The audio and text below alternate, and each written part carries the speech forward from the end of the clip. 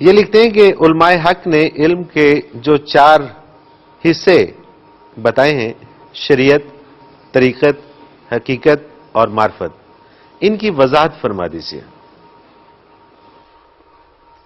شریعت ایک زندگی کی میزان ہے، ٹائم ٹیبل ہے، ایک پروگرام ہے فار دا ہول لائف، جو اللہ نے عطا فرمایا، قرآن کریم میں موجود ہے، نبی صلی اللہ علیہ وسلم نے اس کی وضاحت فرما دی، حدیث شریف میں موجود ہے۔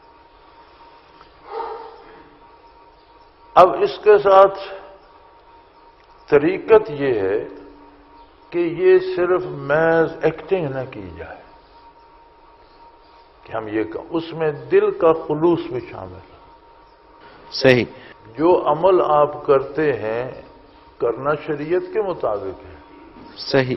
اس میں جو دل کا خلوص شامل ہو جائے گا تو یہ طریقت ہو جائے گی۔ محض ایکٹنگ نہ ہو بلکہ دل سے کیا دل سے کرے یہ۔ اب جب دل سے کرے گا تو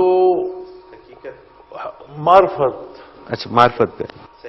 معرفت یہ ہے کہ کیفیات اسے محسوس ہوں گی۔ صحیح۔ معرفت کا مطلب ہوتا ہے کسی چیز کو پہچاننا۔ بالکل صحیح۔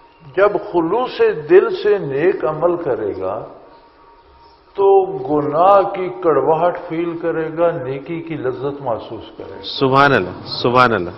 جب اسے نیکی کی لذت محسوس ہو تو یہ معرفت ہے۔ کیا بات۔ اور جب اس کا دل واصل باللہ ہو جائے اور ہمہ وقت دل میں اللہ کی حکومت قائم رہے اور وہ ایسے زندہ ہو گویا اللہ کے سامنے ہوں، میں اللہ کو دیکھ رہا ہوں۔ دیکھنا اور بات ہے اور دیکھنے کی کیفیت اور بات ہے۔ صحیح۔ ہمارا بعض بندوں سے بھی، یا بیٹے سے، بیٹی سے، اولاد سے، بیوی سے بھی یہ تعلق ہو سکتا ہے کہ میں جہاں بھی جاتا ہوں تمہاری شکل میرے سامنے ہوتی ہے۔